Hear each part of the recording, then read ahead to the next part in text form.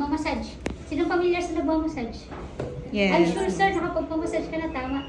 Ah, hindi pa? Talaga ba? So, ang layo, di ba, no? From dating humihimas ng katawan ng iba't ibang tao, may mataba, may malaki, may mabango, may hindi.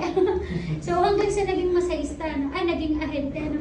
So, ang layo, kasi, imagine nyo ha, ano masayista ako? Anong alam ko dyan sa pagbebenta? Bakit di mo makabenta? What if di mo makabenta dyan, hindi wala akong pera? Kasi dito po, commission-based tayo. Ano po?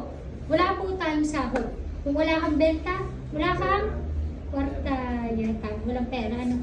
So, kaya dito dapat, para malaman nyo kung paano yung process and paano kayo makakabenta, dapat every time na may time kayo, kahit nakagraduate na kayo sa training natin, lagi kayong umaattend, ano? So, ayan, way back, balikan natin yung kwento kanina. Ang layo from masayista to ahente. Bakit ko nga ba tinik yung pagiging ahente kahit wala akong idea, ano? Actually, mahilig na ako dating magbenta-benta talaga. Kumbaga, parang maliit pa lang ako, gustong-gusto ko na yung pagbebenta. Pero ito nga nung nakita ko to sa Facebook, nakalagay kasi sa kanila, 50K to 80K ang komisyon sa isang unit. Sabi ko, totoo ba to? Baka naman scam yan. Baka di totoo. So, ang ginawa ko po noon, kahit po nasa massage ako noon, may trabaho po ako noon, ang ginawa ko po noon, nagbulaan lang po ako sa boss ko. Sabi ko, ma'am, may home service po ako. Doon na lang daw po siya magbabayad. Pero hindi talagang totoo. Ang ginawa ko po noon, umattend ako first training dito, naka-uniform pa ako ng massage. Then, hindi pa po dito yung office natin, sa baba pa po yun. Then, ayun po, unang attend ko lang, sobrang nabaliw ako. Kasi sabi, nakita ko yung mga top earner, ang lalaki talaga dito, mismo binibigay yung commission eh. Bilangan talaga eh, sabi ko, wow, totoo nga. Ang ginawa ko po noon, unang attend ko, nag-resign po agad ako sa massage. Then, pagka-resign ko po, talagang nag-aral po agad ako ng details natin. And, ayun nga, sad to say, 4 months po akong di agad nakabenta nun. Na-challenge po ako sobra. Then sabi ko nga, ang hirap pala, baka hindi para sa akin to. Kasi wala po ako din sa mga post ko, nauuman nila yung iba. Huwag ko daw silang itag, mga ganyan-ganyan. Sabi ko, baka para di talaga para sa akin to, siguro bigyan ko na lang ng 1 month. Pag di ako nakabenta, aalis na ako dito. Pero, good news, yung 4 months na yun, kahit wala po akong benta nun, kahit wala nang mapadala sa province, pinablablock ko na lahat ng pamilya ko. Kasi ang kulit nila, totoo yun. Imagine mo ba naman, babe, wala na kaming pambigas. Babe, pambahal mga kapatid mo. Man naman, hindi naman ako nag-anak dyan, ikaw na bahala dyan.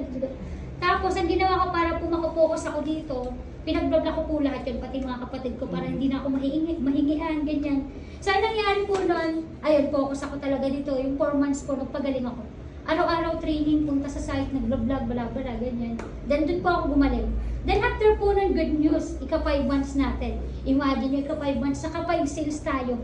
Icebreaker. Pinapalit ko. Imagine nyo, kung nasa massage pala ako, ano? Yes. Kung nasa massage pala ako, ano, hindi ako nag-take ng risk kasi imagine nyo, 8K lang ako sa massage palagi.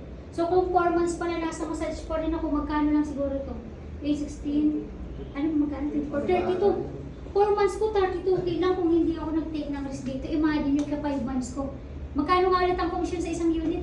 50. 50K, nakamagkano ako isang buwan ka 5 months. 250. Di ba naka 250 ako dahil lang dito?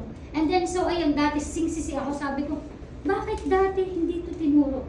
Bakit dati wala tong course na to?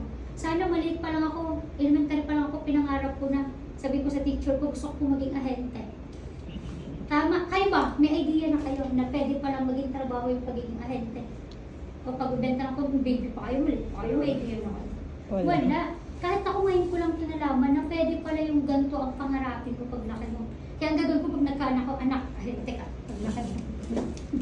So, yun, nagsisisi ako. Pero, ayun nga, nangyari no, sabi ko, hindi pa naman huli. Magbenta lang marami siguro, mag-ano lang.